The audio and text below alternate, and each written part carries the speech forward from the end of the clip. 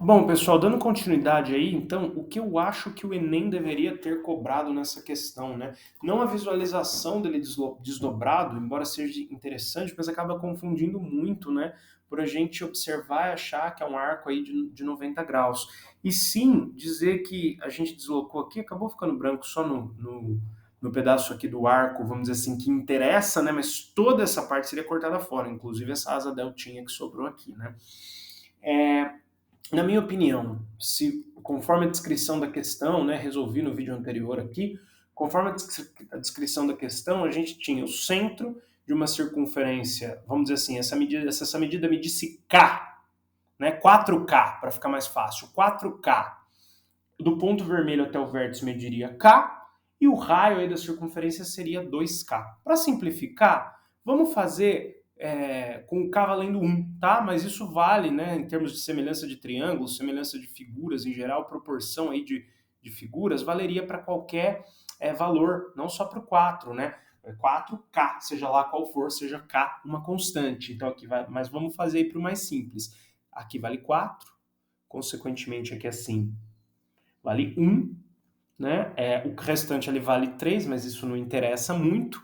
O que interessa, que eu até vou fazer de outra cor aqui, ó, é que o raio dessa circunferência, conforme a descrição do enunciado, valeria 2.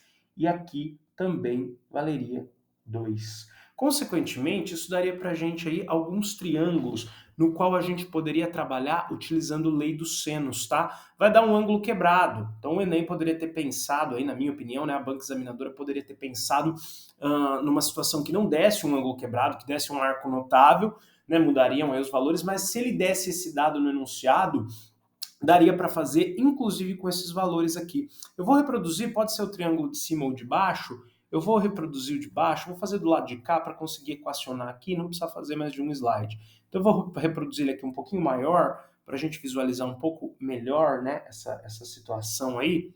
Ficou um pouco errado, mas não tem problema. Não sei se eu fui muito feliz na escolha de cores aí, não ficou muito diferente, mas vejam, aqui o ladinho amarelo com ponto vermelho, tá vendo? Esse daqui, ó, o ladinho amarelo, aqui assim, o ladinho verde, que a gente sabe que vale, pelas condições aí do enunciado, a gente sabe que vale 2, certo? Esse lado branco aqui, a princípio, a gente não conhece, e o lado amarelo aqui, como a gente marcou ali embaixo, a gente sabe também pelas condições do enunciado que vale 1. Se eu chamar esse ângulo aqui, ó, por exemplo, de alfa, vou chamar esse aqui de cima de alfa, tá legal? A gente tem condições de saber calcular esse valor de alfa. Isso vai nos dar uma ideia aí do arco total, né? Vamos dizer assim. Então, qual seria a minha opinião de questão? Poderia enunciar da mesma maneira, falar inclusive do papel para contextualizar um pouco mais e falar o seguinte: se o arco de circunferência tivesse o centro aqui no bico, o arco seria de 90 graus, mas como o arco interno ali seria de 90 graus. Como o centro não está exatamente no bico, qual é a medida do arco, ó? Ou seja, desse arco azul aqui, né? Consequentemente, o que eu quero calcular é a medida desse ângulo total aqui, que eu vou chamar ele, só para a gente identificar, de beta. Isso, na minha opinião, é muito mais calcular beta, sendo aqui 90, né? Com as condições de distância especificadas da maneira como está no enunciado. Quem tiver dúvida, dá uma consultada ali, tá? Né? Quem está vendo esse vídeo provavelmente já viu a questão, mas se não, eu coloco o link aí também na descrição para que vocês vejam essas condições métricas, mas a verdade é que seria assim, né? Uma distância aqui 4K, esse deslocamento entre o bico aqui do triângulo e o centro da circunferência 1K, né? Ou simplesmente K, e o raio aqui 2K. Estou fazendo com 1, 2 e 4 para facilitar a nossa vida. Eu conseguiria aí facilmente calcular o beta com essas condições de enunciado pelo seguinte, pela simetria da figura, isso vai formar, né, dobrando um papel que inicialmente era quadrado, foi dado, isso aqui é um triângulo retângulo, e isósceles, isso aqui é uma altura, como todo triângulo isósceles, a altura cai no meio da base, além disso, divide o ângulo do vértice em dois ângulos iguais, o que faz com que aqui assim, ó, meça 45, e o de baixo nem vou marcar, mas meça 45 também. Então a gente conhece esse ângulo aqui, ó, ali a gente sabe que ele é 45, tá? Alfa em cima, 45 embaixo, 2 aqui, onde a gente marcou 2, e 1 ali, né, onde a gente marcou 1. Tudo isso condição de enunciado, tá? Eu não fabriquei esse triângulo do nada. A gente sabe do enunciado que aqui é 2K, K, e aqui a gente não sabe, mas também não interessa para calcular esse arco. Poderia ser um outro exercício interessante também a gente calcular esse terceiro lado, mas não é isso que eu acho que chamaria mais atenção e seria mais condizente com os conceitos de ensino médio. Para mim, calcular esse ângulo beta seria aí mais interessante. Bom, calculando o alfa é um excelente caminho para a gente calcular o beta. A gente aplicando naquele triângulo, nesse triângulo aqui, né, nesse que eu reproduzi aqui, a lei dos senos, ou né, mais conhecido hoje em dia, na época que eu estudei era mais conhecido como lei dos senos, mas conhecido hoje em dia mais como teorema dos senos, tá? Mas é a mesma coisa. A gente pode aplicar isso num triângulo qualquer. A gente pode falar o seguinte, o lado 1 está oposto ao ângulo alfa, então 1 sobre o seno de alfa é 1, é igual qualquer outro lado sobre o seno do seu ângulo oposto. Então, se alfa está oposto a 1. Então, 1 sobre o seno de alfa, né, aplicando a lei dos senos, vai ser o 45, por sua vez, está oposto ao 2. Vai ser igual 2 sobre o seno de 45. Vejam aí, observem, repetindo, o 2 está oposto ao 45, o 1 está oposto ao alfa. Qualquer lado sobre o seno do seu ângulo oposto dá uma constante, né? Então, lado sobre o seno do seu ângulo oposto sempre vai ser, dentro de um mesmo triângulo, sempre vai ser igual a um outro lado sobre o ângulo oposto respectivo, né?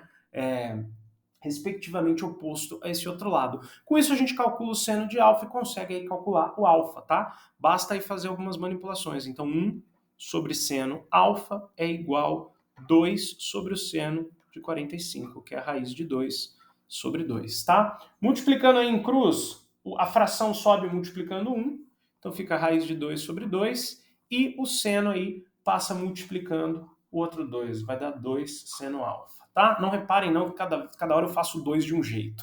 Aí você passaria o 2 dividindo aqui, e já vou finalizar o exercício aqui, vou dar aqui raiz de 2 sobre 2 é igual o seno alfa. Não vai caber aqui, tá? Mas foi dado. Perdão, passa multiplicando aqui embaixo, ficaria 4, não 2. Perdão, aqui embaixo ficaria 4. Então, já foi dado no enunciado. Quem é o cara que tem seno raiz de 2 sobre 2?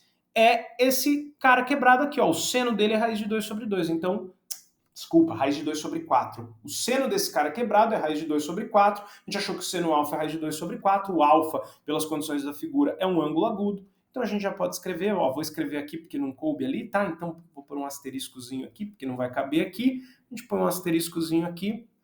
Alfa é igual, como ele tem seno raiz de 2 sobre 4, a gente tira que o alfa é 20,70 graus. E aí? Acabou o exercício? Acabou. Sabe por quê? Não sei se vai caber aqui. Vamos reproduzir só esse pedaço em um outro slide para a gente conseguir aí fazer. Não precisa de nada aí do restante. Só quero essa figura aqui, ó. Opa. Então vou recortar ela aqui. Vou recortar ela aqui, ó.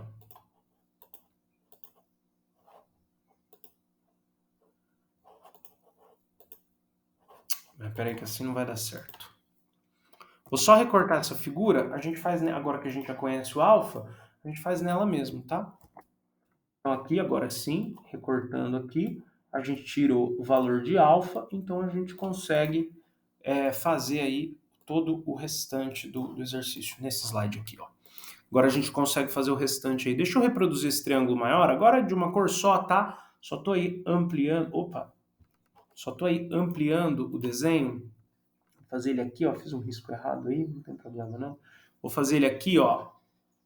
A gente consegue calcular esse ângulo externo aqui. Qual que é a importância disso? A gente já vai ver. Aqui, ó, dá 20,70 graus e aqui dá 45 graus. O que faz com que a soma aqui, ó, seja 65,70 graus. E o que tem a ver esse 65,70? Se a gente observar o desenho original, de onde esse triângulo saiu, ele saiu daqui, ó. Ele é esse triangulinho aqui. A gente achou o 20,70 aqui no canto, somou 45 e deu, pela simetria da figura, a gente sabe que vai cortar aí no meio, o lado de cima é o lado igual ao de baixo, então a gente achou aqui a metade do beta. Consequentemente, se a gente reproduzir aí a figura, não como um todo, né, mas vamos dizer assim, a parte de baixo aqui dela também, que vai ser um triângulo não ficou aqui muito proporcional, mas um triângulo congruente ao de cima, dá para provar isso aí, né, pela própria simetria da figura e tal. Aqui também vai ser 45, lá embaixo também vai ser 20, o ângulo externo aqui também soma 65,70, né, de modo que a hora que você somar os dois, né, essa soma aqui vai dar o ângulo beta. Então a gente tem que o ângulo beta que a gente queria é o quê? 2 vezes 65,70. 65 mais 65 dá 130. 0,70 mais 0,70 dá 1,4. Então 130 com 1,4 dá que o beta é 131,40 graus, tá? Como estava aí na figura original, que eu não reproduzi aqui. Então eu acho que esse tipo de exercício seria um pouco mais interessante, um pouco mais condizente com o que a gente vê no ensino médio, desde que ele desse, né? Que o seno desse ângulo estranho é o que você vai achar aqui no fim da lei dos senos. Aí você sabe que alfa é esse ângulo estranho, fazendo com o ângulo externo, aqui você sabe a metade do beta 65,60 70, perdão, que quando você soma dá 131,40.